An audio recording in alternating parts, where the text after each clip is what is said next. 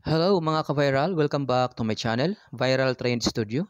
Isang mainit na pagbati, puno ng pag-asa at nag-aalab na serbisyo publiko, hatid ng inyong lingkod, Alegria Anthony Tan.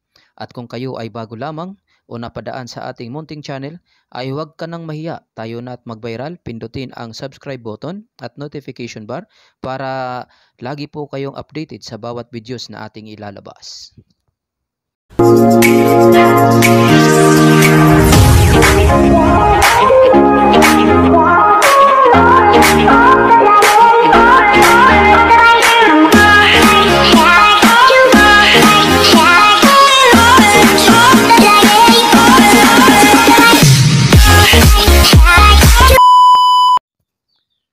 Ano nga ba ang Homeowners Association o HOA?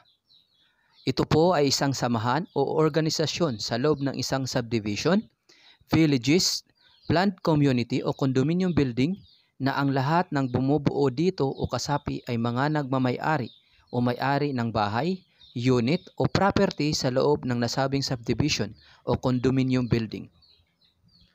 Para saan po ba ang pagbuo ng isang Homeowners Association?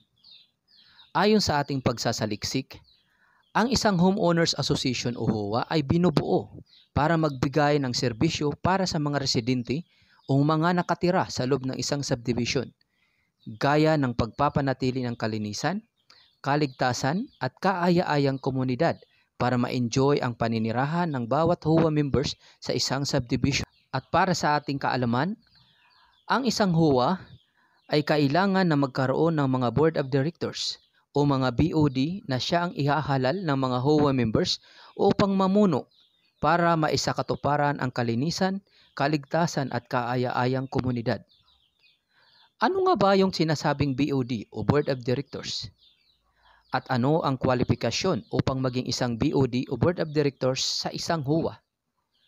Ang isang BOD o Board of Directors ay kailangan na nagmamay-ari ng isang property o bahay sa nasabing subdivision at hindi nangungupahan lamang.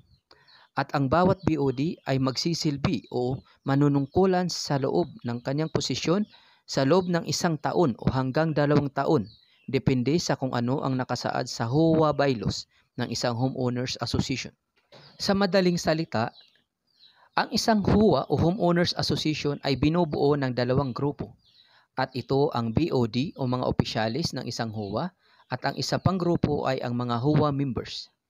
Upang magkaroon ng matagumpay na Homeowners Association, nararapat na magkaisa at magtulungan ang bawat grupo, na kung saan ang mga members ay susunod sa mga law for orders, lalo na ang pagbabayad ng monthly dues para sa maintenance sa loob ng isang subdivision. At ganun din ang mga opisyalis o mga BOD upang maiwasan ang problema at hindi pagkakaunawaan sa pagitan ng mga BOD at members.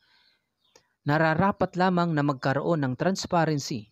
Dapat malinaw ang bookkeeping para sa records ng fund, collections, and expenses. May HOA bank account kung saan malinaw at nakapaloob dito ang pondo ng asosasyon. Nagbibigay daan para sa iba na gustong manungkulan sa asosasyon. At iniiwasan ang overstaying sa posisyon dahil ang pag-overstay ay isang palatandaan ng pansariling interest. May bagay na pinagtatakpan na maaaring matuklasan kung sila ay mapapalitan. At higit sa lahat, ang pinakamahalaga ay ang paglalabas ng financial statement report kada taon bago matapos ang fiscal year. Hindi po maaari na ang isang BOD o mga opisyalis ay titingin lamang sa kakulangan ng isang member. Hindi pwedeng sasabihin palagi na ang isang opisyalis na magbayad ka ng monthly dues o kung hindi ka magbabayad, delinquent ka na, kaya hindi ka na maaaring makipag-participate o bumoto sa tuwing may gaganaping HOA election. Kasi bilang isang BOD o opisyalis ng asosasyon, dapat ikaw ay neutral na magbibigay ng advice o kaalaman kung ano ang dapat gawin ng isang member o ng isang opisyalis.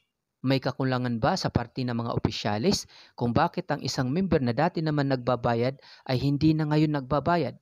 At kung anuman ang problema at ito ay dapat inaaksyonan at pinag-uusapan sa loob ng Homeowners Association.